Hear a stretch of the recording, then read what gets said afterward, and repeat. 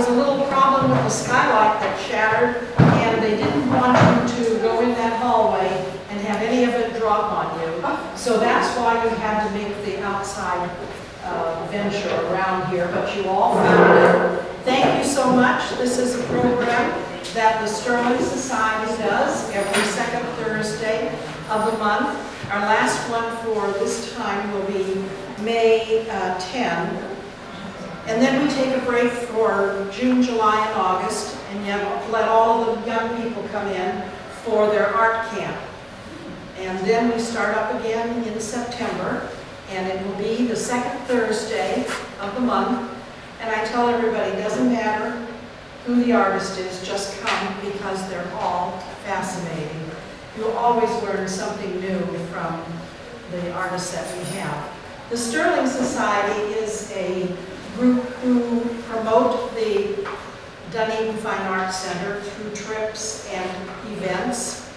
We have an event coming up on Friday, April 20th, and we call it Exploring Africa.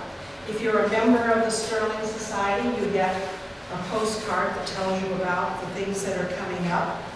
And this is open to everyone, whether you're a member or not. It's $15 a person or $25 for a couple. And we are going to have, starting at 6 o'clock, we're going to have a drum circle, and we're going to beat African drums. And there's some other little things that we can play around with too. There will be a slideshow of Africa, just an incredible pictures. We had shown this once before in the daytime. It was so well received that they said we want to see it again. So we planned an evening performance. And then we are going to have authentic African food. So it's going to be a total African immersion evening. On Saturday, May 20th at 1 o'clock, we have our ever so popular Mother's Day tea. It's a Saturday just before Mother's Day. We have door prizes, we have hat contests for the prettiest hat or the most unusual hat. We also have a fashion show by MJ Fashions from downtown Dunedin. And we have wonderful little tea sandwiches that you would expect at a wonderful tea, and all kinds of sweet goodies. And we even have tea. It's good to have tea. I just wanted to let you know that our artist next time is Fran McLean.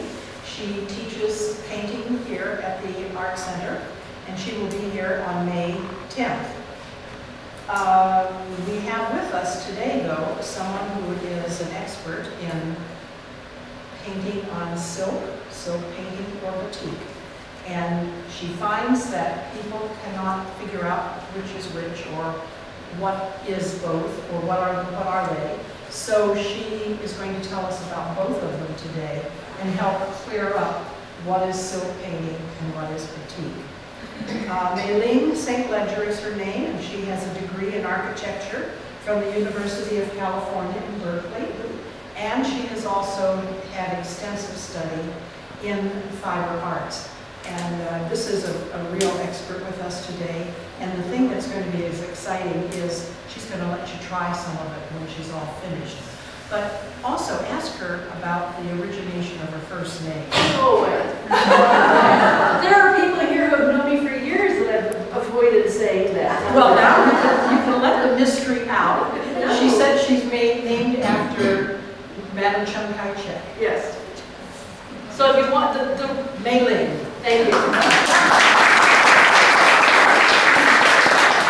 This is not how I planned to start the talk, but since she got me into it. When I was born, I had tight curly hair that was dead white. So even by the time of college, it was still really light. So people would come up and say, you know, why do you have a Chinese name? And I would say, well, my father was a missionary in China. And, you know, blonde hair, blue eyes, curly hair, and they would look at me and they'd say, you don't look that Chinese. So the real story is that you've got to envision about 30 people sitting around a dinner table giving my mom a rough time about what she's going to name the baby. And you can imagine if everybody's had a couple drinks and they're eating and their friends and they got really carried away, and it was wild. And after laughter, there was this sort of silence, and my dad spoke into the silence and said, well, they're actually, they've gotten off on Chinese parodies from engines, from other things. You wouldn't believe I almost got named. And he said, but there really are some beautiful Chinese names, for example, the Sun sisters, and Mei-Ling, and Qing-Ling, and Mei-Ling was married to Dr. Sun Yat-sen, and Mei-Ling was Madame Chiang Kai-shek. And so I have memories of her being in the news as I grew up, because she was very, very active in the United Nations. And a very intelligent lady with very straight black hair, and she was very beautiful. I didn't make it. I've done a lot of work. I don't know how expert or pro I am, but I keep experimenting. And that's what I believe in. I believe in the fact that I've had people say, oh, I can't do art, I can't draw a straight line. You don't have to draw a straight line. Personally, I can't do portraiture, but I can put dye on the cloth and have more fun than if I could do your portrait and get this beautiful, wonderful thing that looked exactly like you. So my theory is that everybody can do something, it's just a matter of finding out what it is. So keep experimenting, keep trying things. I found out, I was asked at one point when I was teaching at the college level, they wanted to know where I had learned all the techniques that I did in teaching circuit design. And when I went back and I started thinking about it, I realized how much I had gotten from my family as a child, because my grandmother, my twin aunts, and my mom all sewed and did crochet and did knitting and embellishment and stenciling. And I had a wonderful dress. I remember growing up, I was about 6, and it had Mei-Ling stenciled all over it in red, yellow, and blue, and then it had red, yellow, and blue buttons down. So one of my childhood memories. But I have memories of, and my mom was a weaver, so it was, getting to sit on the bench sometimes with her, or watching my dad helping her working miles of thread.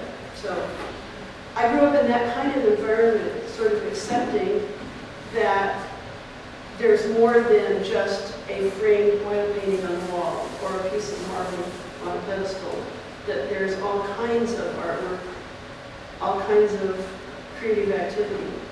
And I didn't realize until I was asked, where I learned things, to stop and analyze, where I got this impetus to get me going.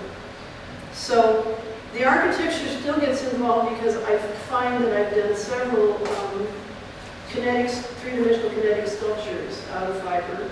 I keep going back to three-dimensional things. So part of me is happy doing the two-dimensional stuff, and then every once in a while I have to revert back to three-dimensional. The reason I said I would talk about batik and silk painting is that those are 2 classes that I teach here.